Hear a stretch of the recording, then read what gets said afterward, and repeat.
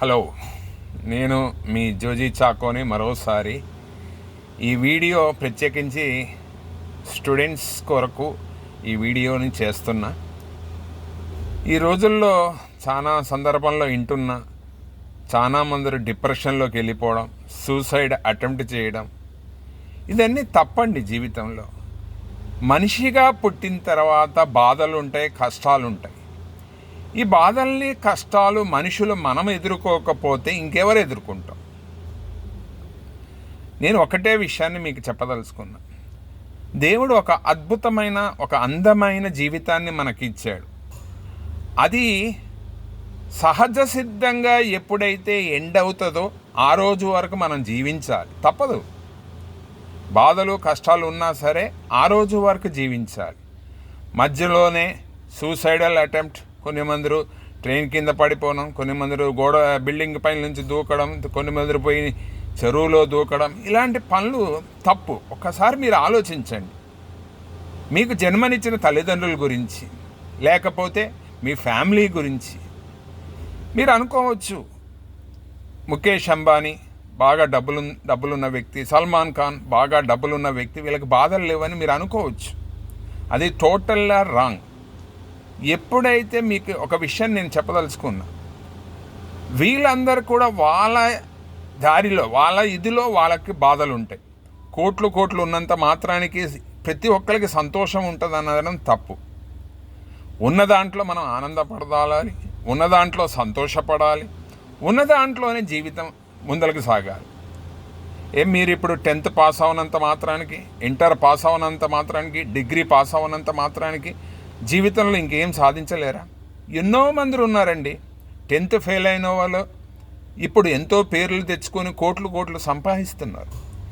జీవితంలో కోట్లే ఉండాలని ఏమీ లేదు. మనకి మన కుటుంబంతో, మన స్నేహితులతోటి సంతోషంగా ఉండడం, ఎప్పుడైతే దేవుడు మనకి ఏ వయసు వరకు అవకాశం ఇస్తాడో ఆ అవకాశం వరకు మనం జీవించాల్సిన అవసరం ఉంది. చనిపోవడం అన్నది ముఖ్యం కాదండి. బాగా గుర్తుంచుకోండి. బాధలు, కష్టాలు అందరికీ ఉంటాయి, ధనవంతులకు ఉంటాయి, పేదవాళ్ళకు కూడా ఉంటాయి. వాటిని అధిగమించి ముందరికి పోవడం అనేదే చాలా ఇంపార్టెంట్. నేను ఒక ఎగ్జాంపుల్ తీసుకుంటా.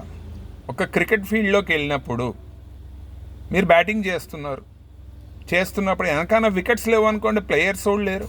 బాల్ వస్తుంది, మొదటి బాల్ మిస్ అయింది, రెండో బాల్ మిస్ అయింది, మూడో బాల్ మిస్ అయింది, నాలుగో బాల్ మిస్ అయింది, ఐదో బాల్ మిస్ అయింది, ఆరో బాల్ ఒక సిక్సర్ కొట్టారు.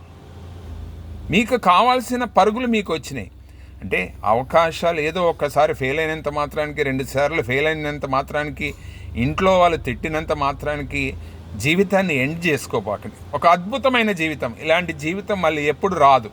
మనకి రెండో జన్మ ఉందో లేదో మనకు తెలియదు. కానీ నేను అనేది ఏంటంటే, మనకి దేవుడు ఒక టైం ఇచ్చాడు. ఆ టైం వరకు బతకాల్సిన అవసరం చాలా ఉన్నది. అది 30, 50, 60, 70, 90, 100 అనేది దేవుడు నిర్ణయిస్తాడు. అప్పటి వరకు ఆనందంగా, సంతోషంగా బతుకుదాం. స్టూడెంట్స్ కూడా చాలా ఇంపార్టెంట్ విషయం మీకు చెప్పదలుచుకున్న, పేరెంట్స్ మాట వినండి. మీ జీవితంలో మీరు కరెక్ట్ లైన్లోకి వెళ్ళాలంటే పేరెంట్స్ మాటలు, టీచర్స్ మాటలు, లెక్చరర్స్ మాటలు వినండి. వాళ్ళు మీకు మంచే చెప్తారు, చెడు ఏ రోజునో చెప్పరు. కాబట్టి ఈ చిన్న విషయాన్ని మీరు అర్థం చేసుకొని, నా యొక్క నెక్స్ట్ వీడియోలో ఎన్నో ఎగ్జాంపుల్స్ తోటి మీకు మీ ముందరికి మరోసారి వీడియోలో వస్తా. ఎట్టి పరిస్థితుల్లో సూసైడ్లు, డిప్రెషన్లోకి వెళ్ళబాకండి. అందమైన జీవితాన్ని ఆనందంగా జీవించండి. 10th క్లాస్ ఫెయిల్ అయినంత మాత్రానికి, ఇంటర్ ఫెయిల్ అయినంత మాత్రానికి, డిగ్రీ ఫెయిల్ అయినంత మాత్రానికి జీవితం ఆగిపోవట్లేదు. జీవితం సాగుతుందండి, కానీ కష్టపడాలి.